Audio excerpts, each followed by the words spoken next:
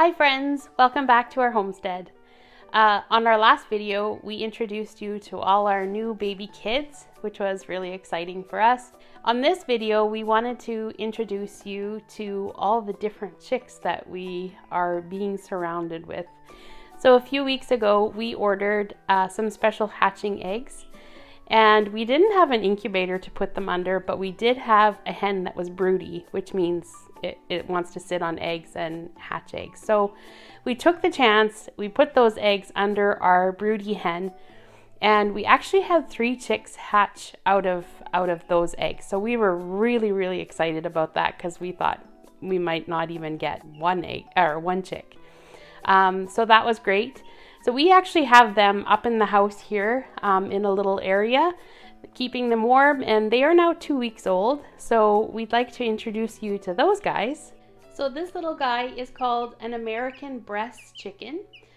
They originated actually in France. They were French breasts at that point, but somebody had imported them to the States. And these ones are now called American breast chickens.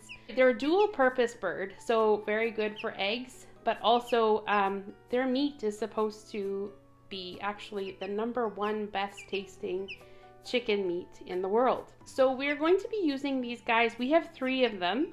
We're hoping that in those 3 we have a rooster and a hen, not just all roosters or all hens. But what we're hoping with these guys is that we can use them for eggs.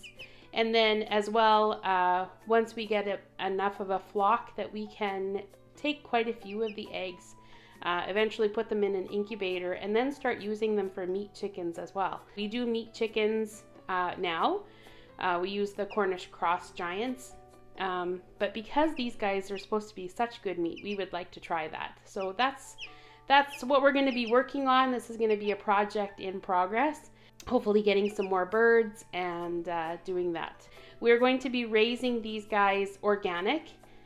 So eventually when we have them as meat birds, they will be organic chickens for sale. So that's kind of exciting. Big project for us.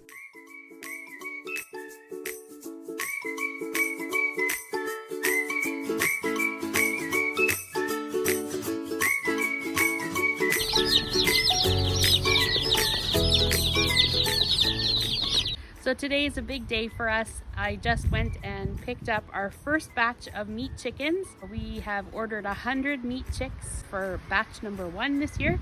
We're going to be doing a total of 250 meat chickens this year. So if you are in our area and they're still looking for some chickens this summer, leave us a message. We still have probably about 75 chickens left to go. The chickens we raise are Cornish giant chickens. Last year we started with them and we had really good success with them. I think we only ended up losing about 4 throughout the summer. So we were really happy with how that went. So this year we upped our game. Now that we have them here, it's very important for us to get them downstairs into the brooder area that we've made in the basement. It's nice and warm down there with 2 lights, and they need a drink right away when they get home.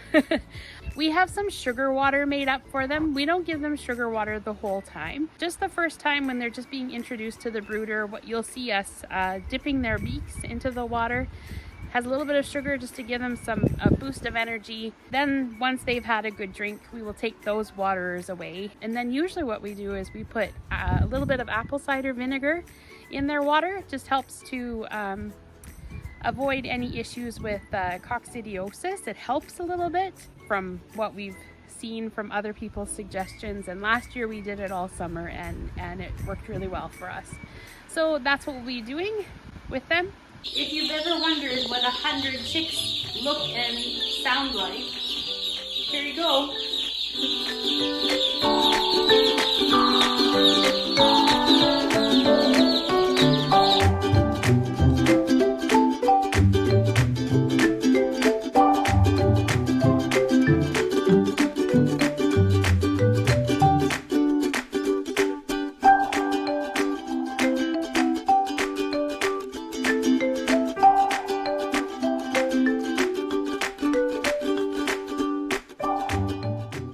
So the chicks seem settled into their little area.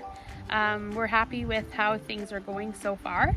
I just wanted to touch on one of the reasons why we're also doing those other chicks that we showed you before. Is we really like the Cornish cross giant chickens for meat. But one of the reasons we're trying with this other type of chicken is because the Cornish cross, they can't lay eggs. I mean, technically I think they can, but they don't get to the age where they can actually lay eggs because they just get bigger and bigger and then they eventually just die. So there is no self-sufficiency with the Cornish cross. We would have to buy them every single year, which is fine. But one of the reasons we wanted to try this other breed now is that we can use them for dual purpose birds, and we can get our own eggs and try and hatch out our own eggs as well, which we think is fun and just interesting to try this, doing the whole life cycle with a bird. I'm not sure if I mentioned before that we're surrounded by chicks, but we are completely surrounded by chicks.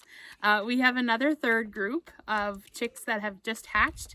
We were able to buy a small incubator, and Jostein has been collecting eggs from our own hens. We have Buff Orpington and we have some Easter eggers as well. So we have taken those eggs and put them inside the incubator, waited patiently for 3 weeks, and we have 7 chicks that have hatched out of that little bunch. So we're really excited about that. Nice to get some new blood in our little flock, and just nice to have even more chicks around. So I think that's all our chick news. Thanks so much for watching, everyone, and thanks for visiting us down the lane. Okay, what am I gonna say? Take one. I'm not sure if we... My brain is frozen.